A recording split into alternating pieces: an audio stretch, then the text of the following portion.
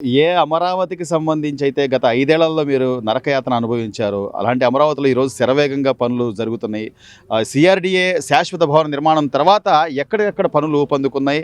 ఈ రోజున అసెంబ్లీ సమావేశాలకు సంబంధించి చిన్నపిల్లలతో సహా ఈ రోజున వచ్చి అసెంబ్లీలో స్వేచ్ఛగా కూర్చొని అసెంబ్లీ ఎలా ఉంటుంది, ఆ వాతావరణం ఎలా ఉంటుంది, ఏం జరుగుద్ది అనేది ఒక మాక్ లైవ్ కూడా నిన్న జరిగింది. అంటే దానికి ఈ ప్రభుత్వం అన్ని విధాలుగా సహకరిస్తూ అందరికీ విజ్ఞానాన్ని పంచుతూ చేస్తున్న కార్యక్రమాల గురించి మీ అభిప్రాయం ఏంటి సార్? ఎలా ఉంది పరిస్థితి? అందరికీ నమస్కారం. అందుకనే కదండి ఒక ఇజనగల్ల ముఖ్యమంత్రి చంద్రబాబు నాయుడు గారు అనే కదా ఇక్కడ రాజధాని రైతులు కానీ ఆంధ్ర రాష్ట్ర ప్రజలు కానీ మొత్తం ఏక బిగువున ప్రతిపక్ష హోదా లేకుండా కూడా చేసి జగన్మోహన్ రెడ్డిని పక్కన పడేసింది ఎందుకు?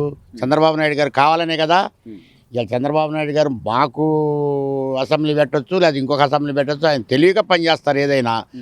ఇవాళ రాజధానిని ఆ రోజు పనికిమాలిన దద్దమ్మలంతా పనికిమాలిన మాటలు మాట్లాడారు. ఎవరు? తమ్మినేని సీతారాం కూడా సాక్షాత్ వాడు ఆ రోజు స్పీకరు ఎక్కడ అసెంబ్లీలో వాడు ఏం మాట్లాడాడు? ఇది ఒక ఎడారి అన్నాడు కట్ట మీద నుంచొని. ఆ దద్దమ్మ ఏడన్నాడు ఇప్పుడు? వాడు పనికిమాలిన ఎదవా, నువ్వు రారా ఒకసారి రా రాజధానిలో చూడు. ఏసీలో కూర్చొని 4 గోళ్ళ మధ్యలో కూర్చొని మాట్లాడదాం కాదు పరమ దరిద్రులారా. మరి వాడున్నాడు పేరు నానిగాడు, వాడేమన్నాడు? అసలు ఇది ఎందుకు పనికిరాదన్నాడు. కొడాల నానిగాడు అసలు అబ్బో ఇది అసలు భూతాల రాజధాని అన్నాడు. ఇది ప్రజా రాజధాని. ఇది రాజధాని నానాడు చెప్తున్నా. ఈయన 2019 2020లోనే చెప్పాను నేను, ఇది దేవతల రాజధాని. ఈ రాజధాని కదిలియటం సాక్షాత్ నరేంద్ర మోడీ వల్ల కూడా కాదు. ఎప్పటికైనా ఈ రాజధాని నిలబడిద్దని ఆ రోజు చెప్పే ఈ రోజు చెప్తున్నా నేను. అందుకనే ఒక విజయనగరం ముఖ్యమంత్రి గారు వచ్చాడు కాబట్టి ఇక శరవేగంగా కాదు, ఇంకా 4 నెలల తర్వాత ఎవడన్నా వస్తే ఆ మాటలు అన్నాడు ఎవడో ఎడారని శ్మశానమని ముంపు ప్రాంతం అని, ఈ ఎదవలు మొత్తం వచ్చి రాజధాని చూసుకోవచ్చు.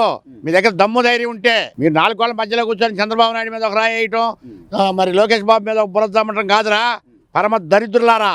మీరు ఈ రాష్ట్రానికి ఏం చేశారు? అసలు మీరు ఏమైనా చెప్పుకోవడానికి ఏముందని మీకు ఓట్లేస్తారు ప్రజలు? అన్నం తినేవాడు ఎవడైనా ఈ రాష్ట్ర ప్రజల్లో ఓటేయరు జగన్మోహన్ రెడ్డికి. సాక్షాత్ నేను ఒక కాంగ్రెస్ వాడినే, నేను రాజశేఖర రెడ్డి అభిమానినే. మరి నేనే విరక్తి పుట్టిపోయి జగన్మోహన్ రెడ్డి అనేవాడి మీద. ఎందుకంటే వాడికి ఇవాళ కూడా భాష మారలా, యాస మారలా, వాడి తత్వం మారలా. ఎందుకని? వాడు ఒక చీటింగ్ దొంగ, మరి వాడు ఒక ఆర్థిక నేరస్తుడు.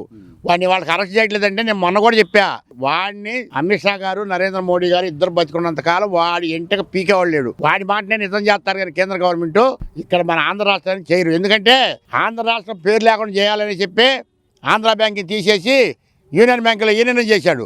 అదే పంజాబ్ బ్యాంక్ నేషనల్ ఆ బ్యాంకులు చేయమనండి వీడి దగ్గర దమ్ముంటే. సో అంటే సార్ ఈ రోజున మీరు అన్నట్టుగా జగన్మోహన్ రెడ్డి గారి మీద ఉన్న ఆర్థిక నేరాలు గారండి, సిట్టు దర్యాప్తులు గారండి, ఇప్పటికే 12 సంవత్సరాలుగా ఆయన బెయిల్ మీద ఉన్నా కూడా మొన్న ఈ మధ్య వాయిదాకి వెళ్తే ఆ రప్ప బ్యానర్లు కానివ్వండి, అసలు అంటే ఆయన ఏమైనా ఒక స్వాతంత్రం కోసం పాటుపడ్డ వ్యక్తి, లేకపోతే ఆయన తీరు ఎలా చూడాలి? ఆయన వెళ్ళిన నాంపల్లి కోర్టుకి సంబంధించి ఆయన ఏం చెబుతాడంటే, నేను కేంద్రంలో సోనియా గాంధీని గడగడలాడిచ్చాను, కితకితలాడిచ్చాను, ఆఫ్టర్ ఆల్ మీరెంత చంద్రబాబు ఎంత అని అంటున్నాడు. ఆయన రఫా అంటేనంట రెపరెపలాడతామంట. నిన్న భాష మార్చారు. ఎందుకంటే వాళ్ళ భాష వాళ్ళు పాడుగాను, ఒక్కడైనా సరిగా సబ్జెక్టుగా మాట్లాడే ఎదవి ఎవడన్నా ఉన్నాడే మీరు చెప్పండి.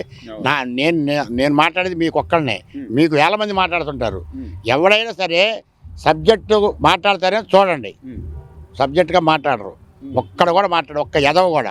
అన్నం తినే ఎదవ వాళ్ళ ఎవడన్నా అన్నం తినే ఎదవ ఉంటేగా మనం 151 సీట్లకి 11 సీట్లు పడిపోయాం కదా బాబా అని సిగ్గు చెర ఉంటే. నేనైతే మా పంచాయతీ బోర్డు నెంబర్గా ఓడిపోతే నేను 10 రోజులు ఇంటి నుంచి బయటికి రాలా. మరి వాళ్ళకి సిగ్గు చెరవ శివుని ఎత్తులేదు, కడుపు తినేది అన్నం కాదు. వాళ్ళు కంప్లైంట్ గడ్డి తింటారు కాబట్టి వాళ్ళు ఇష్టానుసారం మాట్లాడతారు. చంద్రబాబు నాయుడు మాత్రం నైజం అది కాదు.